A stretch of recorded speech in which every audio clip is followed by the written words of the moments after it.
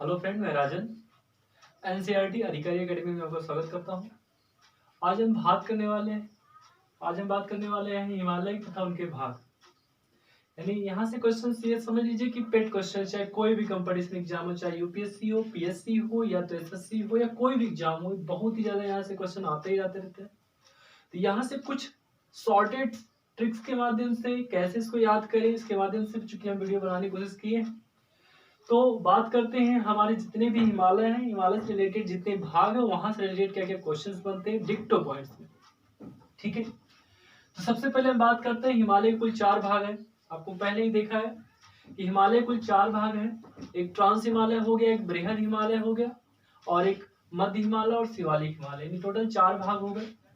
तो उसकी श्रेणी क्रम की बात करेंगे तो आप देखेंगे सबसे ऊपर में जो ये बात आप देख रहे हैं, पूरी पूरी जो स्थितियां देख रहे हैं, ये सब टोटल क्या है, एक ट्रांस हिमालय की बात है। तो ट्रांस हिमालय में कौन कौन आता है उसके बारे में हमने लिखा है यहाँ पर। फिर यहाँ पर ये देखेंगे ये बृहद हिमालय, सबसे बड़ा हिमालय जिसकी स्थिति यहाँ तक आती है। ठीक है ना, इस पूरे बृहद हिमालय की बात करेंगे। उसके बाद आप देखेंगे यहाँ पर मध्य हिमालय की बात आ गई है और मध्य हिमालय के बाद जस्ट आ जाता है आपका शिवालिक हिमालय। तो आप इस पूरे पॉइंट्स को देख रहे हैं कि यहाँ पर ट्रांस हिमालय के बाद बृहद हिमालय, बृहद हिमालय के मध्य हिमालय, मध्य हिमालय के बाद शिवालिक हिमालय।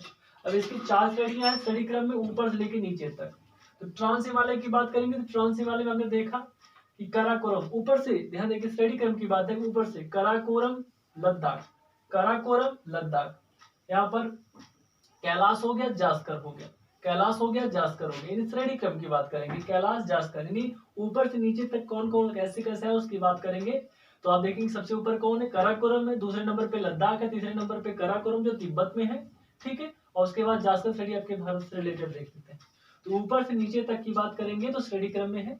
तो ट्रांस हिमालय में काराकोरम, लद्दाख, कैलाश और जास्कर। वहीं पर हिमालय, बृहद हिमालय की बात करें, जो सबसे बड़ा हिमालय बात करें तो बृहद हिमालय, इसमें कुल 10 जो ऊंची चोटियां या 10 पर्वत हैं, उनके बारे में हम अगली वीडियो में बात करेंगे। लेकिन अभी इतना जान लीजिए कि NDAMAMK अर्थात इस पूरे पॉइंट्स को जानिएगा। इसके बारे में हम लोग अगली वीडियो में बात करेंगे, कौन 10 श्रेणी क्रम बाएं से दाएं और दाएं से बाएं के श्रेणी क्रम में बात करेंगे। तो बृहद हिमालय में कुल 10 पॉइंट्स हैं, 10 ऊंची चोटियां, 10 ऊंची चोटियां कौन कौन, उसके बारे में बात करेंगे। अगली बात है मध्य हिमालय। मध्य हिमालय की बात करें तो आप देखेंगे इस पूरे मध्य हिमालय में आपने पीर पंजाल को देख लिया, धौलाधर को देख लिया।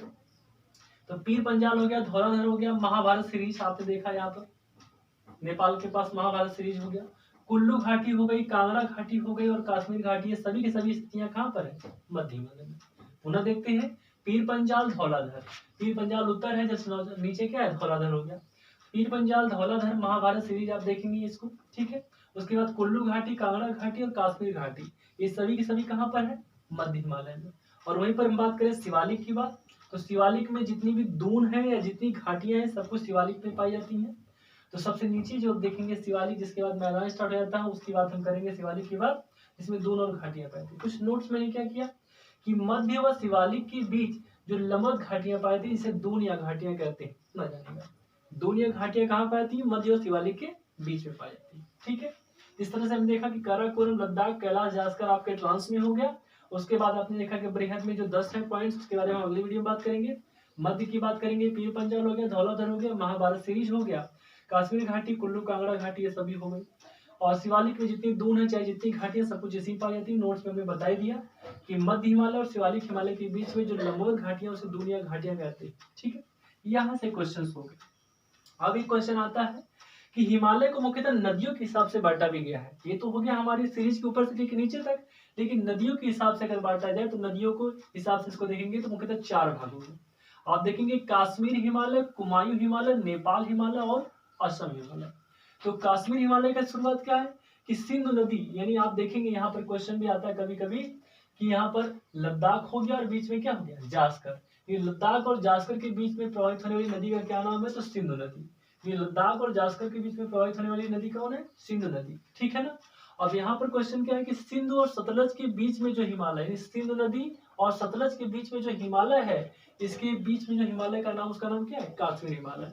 तो कश्मीर हिमालय का विकास कहाँ है, सिंधु नदी या इंडस नदी या सतलज नदी, इसके बीच का जो हिमालय उसे कश्मीर हिमालय कहेंगे। और वहीं पर सतलज नदी से लेकर काली नदी के बीच में, सतलज नदी से लेकर काली नदी नेपाल से रिलेटेड, उसे कुमायूं हिमालय देख लेंगे। ठीक है ना, यानी नेपाल हिमालय से जस्ट पहले, यानी उत्तराखंड हिमाचल प्रदेश की बात करेंगे तो उसे कुमायूं हिमालय देखेंगे कहाँ से, सतलज नदी से लेकर काली नदी। तो सिंधु नदी से लेकर सतलज काश्मीर हिमालय, सतलज से लेकर काश्मीर कुमायूं हिमालय, और काली नदी से लेकर तीस्ता नदी, काली नदी से लेकर तीस्ता नदी के जो बीच की बात है उसे हम नेपाल हिमालय कहेंगे। काली नदी से लेकर तीस्ता नदी के बीच में कौन है, नेपाल हिमालय। और यहाँ पर तीस्ता नदी से लेकर दिहांग, यानी आप अरुणाचल प्रदेश के पास चले जाएंगे दिबांग दिहांग, तो उसे हम असम हिमालय कह देंगे। इस तरह से हमें नदियों के हिसाब से भी देख ले कि 4 प्रकार के हिमालय हैं। और यहाँ पर हमने देखा हिमालय के कुल कितने भाग है, तो ट्रांस हो गया, बृहद हो गया, मध्य हो गया, शिवालिक। इस तरह से हमने आज कोशिश की, जो भी व्यवस्थाएं थी आपकी हिमालय को लेकर, इतना ही। बाकी अगले पीरियड में हम ये जो 10 पॉइंट्स है, 10 पॉइंट्स की जो ऊंची चोटी है उनके बारे में स्टडी करने में बात करेंगे। आज के लिए इतना ही, धन्यवाद।